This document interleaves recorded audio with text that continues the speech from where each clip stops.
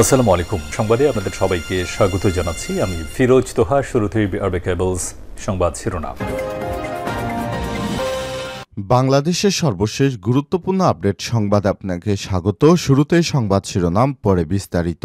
শুরুতেই জানাবো, অস্ত্রসহ গ্রেপ্তার 10 ব্যক্তি জামাত শিবিরের নেতাকর্মী কিনা জানা গেল। কুমিল্লায় অস্ত্রসহ গ্রেপ্তার সেনাবাহিনীর হাতে 10 ব্যক্তি, তারা জামাতের নেতাকর্মী কিনা এ বিষয়ে গুরুত্বপূর্ণ সংবাদ জানাবো, সঙ্গেই থাকুন। এরপর জানাবো, রাজনীতিতে জায়মাকে নিয়ে কৌতূহল। যুক্তরাষ্ট্রের ন্যাশনাল প্রেয়ার ব্রেকফাস্টে বিএনপির ভারপ্রাপ্ত চেয়ারম্যান তারেক রহমানের বদলে তার মেয়ে ব্যারিস্টার জায়মা রহমান অংশগ্রহণ করছেন। এ খবর পুরনো, তবে জিয়া পরিবারের তৃতীয় প্রজন্মের এই সদস্যদের রাজনীতিতে অভিষেক হচ্ছে এ নিয়ে রাজনৈতিক অঙ্গনে কৌতূহল সৃষ্টি হয়েছে। এদিকে নানা সংকট থাকলেও তৈরি হয়েছে আশাবাদ। দেশ ফ্যাসিবাদ মুক্ত হওয়ার 6 মাস আজ। নানা সংকটের মধ্যে বিগত 6 মাস পার করেছে বাংলাদেশের জনগণ। হাসিনা পলায়নের 6 মাস পরও বাংলাদেশের মনে নানা সংকট থাকলেও আশাবাদ সৃষ্টি হয়েছে। তারা ডক্টর ইউনূস সরকারের হাত ধরে দেশকে একটি সুন্দর জায়গায় নিয়ে যেতে আশাবাদী। জানাবো, তিতুমীর কলেজ অস্থিতিশীল করার নেপথ্যে 3 নেতা। ঢাকার মহাখালী তিতুমীর কলেজকে বিশ্ববিদ্যালয়ে রূপান্তরের দাবিতে আন্দোলন করছে শিক্ষার্থীরা। তবে এই আন্দোলনকে ভিন্ন খাতে প্রভাবিত করার পেছন কলকাঠি নাড়ছেন কথিত 3 বড় মুঘল। তারা হলেন মহাখালী ভূঁইয়াবাড়ির শফিউল্লাহ ভূঁইয়া, শফি ওরফে বেলজিয়াম শফি, গুলশান থানা আওয়ামী লীগের সাবেক সভাপতি জসিম উদ্দিন ও নিষিদ্ধ ঘোষিত ছাত্র সংগঠন ছাত্রলীগের তিতুমীর কলেজ শাখার সভাপতি রিপন মিয়া। এদিকে পুঠিয়ায় আওয়ামী লীগ নেত্রীকে না পেয়ে তার স্বামীকে গ্রেপ্তার। পুঠিয়া উপজেলা পরিষদের সাবেক মহিলা ভাইস চেয়ারম্যান ও আওয়ামী লীগ নেত্রী মৌসুমী রহমানকে না পেয়ে তার স্বামী ওয়াহিদুর রহমানকে গ্রেপ্তার করেছে পুলিশ। এবং সর্বশেষ জানাবো, সুইডেনে স্কুলে গুলি, নিহত 11। সুইডেনের ওরেব্য শহরের রিস বার্গস্কা স্কুলে বন্দুক হামলায় বন্দুকধারী সহ প্রায় 11 জন নিহত হয়েছে। মৃতের সংখ্যা আরও বাড়তে পারে। এই ঘটনায় কয়েকজন গুরুতর আহত হয়েছে, খবর জানিয়েছে রয়টার্স। প্রিয় দর্শক, এতক্ষণ শুনছিলেন সংবাদ শিরোনাম, এবারে বিস্তারিত। তবে তার আগে বন্ধুরা, অনুরোধ থাকবে এই সংবাদটিতে একটি লাইক দিন। এই চ্যানেলে আপনি নতুন হয়ে থাকলে আমাদের সংবাদটি দেখতে দেখতে চ্যানেলটি সাবস্ক্রাইব করে রাখুন। কমেন্ট করে বন্ধুরা আপনার মূল্যবান মতামত জানিয়ে দিন আপনি বিশ্বের কোন দেশ থেকে বা বাংলাদেশের কোন স্থান থেকে আমাদের সংবাদটি দেখছেন এবং শুনছেন। এবারে বিস্তারিত। অস্ত্রসহ 10 ব্যক্তি গ্রেপ্তার জামাত শিবিরের নেতাকর্মী কিনা জানা গেল। কুমিল্লায় সেনাবাহিনীর অভিযানে আগ্নেয়াস্ত্রসহ 10 জামাত শিবির নেতাকর্মী নয়, কোনো প্রকার তথ্য প্রমাণ ছাড়াই তাদেরকে জামাত শিবিরের নেতাকর্মী বলে দাবি করে অপপ্রচার চালানো হচ্ছে ফ্যাক্ট চেকিং প্রতিষ্ঠান বিষয়টি অনুসন্ধানে জানিয়েছে। এ বিষয়ে অনুসন্ধানে প্রাসঙ্গিক কিওয়ার্ড সার্চের মাধ্যমে ইলেকট্রিক গণমাধ্যম চ্যানেল 24 এর ওয়েবসাইটে গত 26 জানুয়ারি কুমিল্লায় বিপুল সংখ্যক আগ্নেয়াস্ত্র গুলিসহ 10 গ্রেপ্তার শিরোনামে প্রকাশিত একটি প্রতিবেদন খুঁজে পাওয়া যায়। ওই প্রতিবেদনে পিকচারে আলোচিত দাবিটি ব্যবহৃত ছবিটির অনুরূপ একটি ছবি খুঁজে পাওয়া যায়। উক্ত প্রতিবেদন থেকে জানা গেছে, গত 25 জানুয়ারি দিবাগত রাত 12টা থেকে 26 জানুয়ারি সকাল 8টা পর্যন্ত কুমিল্লা নগরীর বিভিন্ন এলাকায় অভিযান চালিয়ে কুমিল্লা আদর্শ সদর সেনাবাহিনীর একটি দল বিপুল সংখ্যক আগ্নেয়াস্ত্র গুলিসহ 10 জনকে গ্রেপ্তার করে। অভিযানে একটি বিদেশি পিস্তল, একটি রিভলভার, 3টি শটগান, 9 রাউন্ড শটগানের বুলেট, 4 রাউন্ড পিস্তল ও রিভলভারের বুলেট সহ বেশ কিছু দেশীয় অস্ত্র উদ্ধার করা হয়।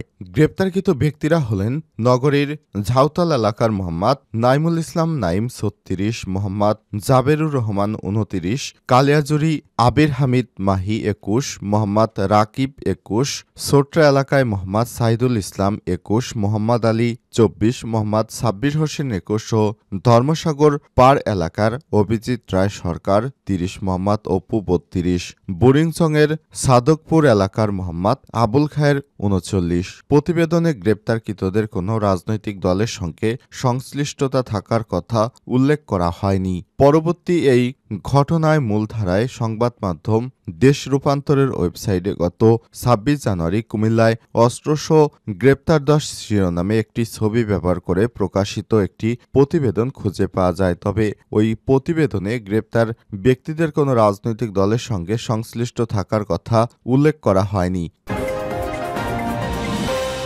রাজনীতিতে জাইমাকে নিয়ে কৌতূহল।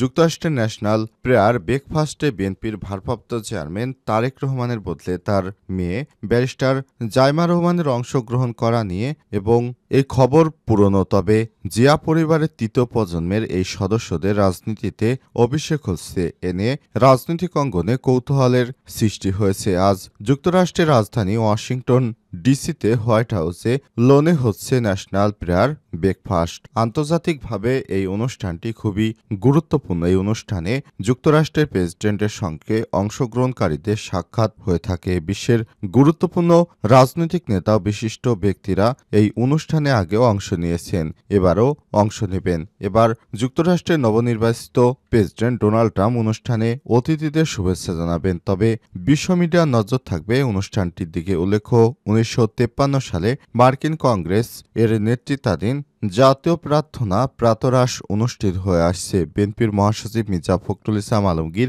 স্থায়ী কমিটির সদস্য আমির খসরু মাহমুদ চৌধুরী ব্রেকফাস্ট অনুষ্ঠানে অংশ নেবেন। এরই মধ্যে তারা ঢাকা ছেড়ে ওয়াশিংটন চলে গিয়েছেন। আর এই জিয়া পরিবারের প্রথম কোনো ব্যক্তি তৃতীয় প্রজন্মের যিনি রাজনীতিতে অভিষেক করতে যাচ্ছেন বলে জানিয়েছে আমার দেশ পত্রিকা। নানা সংকট থাকলেও তৈরি হয়েছে আশাবাদ।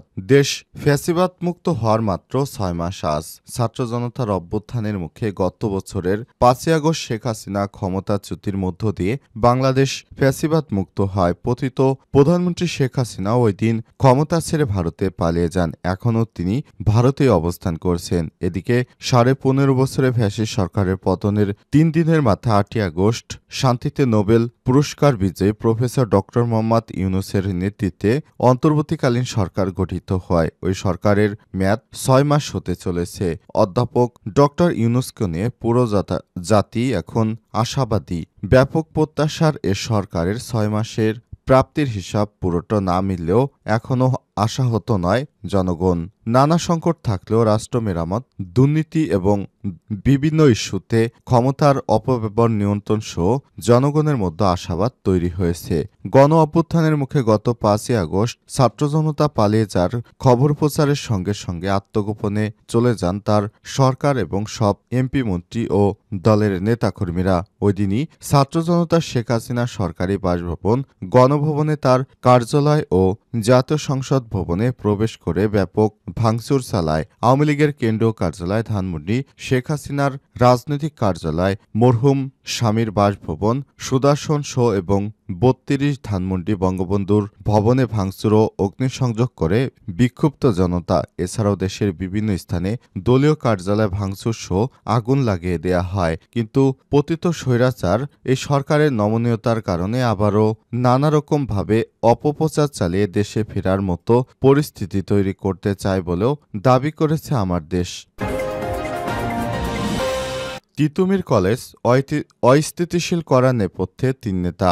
ঢাকা মহাখালী তিতুমীর কলেজকে বিশ্ববিদ্যালয়ে রূপান্তরের দাবিতে আন্দোলন করছে শিক্ষার্থীরা। তবে এই আন্দোলনকে ভিন্ন খাতে প্রভাবিত করার পেছনে কলকাঠি নাড়ছে কথিত ৩ বড় মুঘল। তারা হলেন মহাখালী ভূঁইয়াবাড়ি শফিউল্লাহ ভূঁই ওরফে বেলজিয়াম শফি, গুলশান থানা আওয়ামী লীগের সাবেক সভাপতি জসিমউদ্দিন ও নিষিদ্ধ ঘোষিত সংগঠন ছাত্রলীগের তিতুমীর কলেজ শাখার সভাপতি রিপন মিয়া এবং তার সিন্ডিকেট। শিক্ষার্থীদের আন্দোলনকে ঘিরে এই ৩টি চক্র পেছন থেকে নানা ইন্ধন যোগাচ্ছে।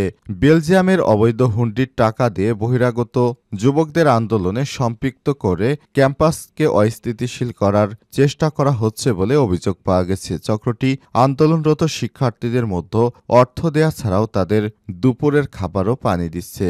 কোনো কোনো শিক্ষার্থীকে ভালো হোস্টেলে রাখার প্রলোভন দিচ্ছে।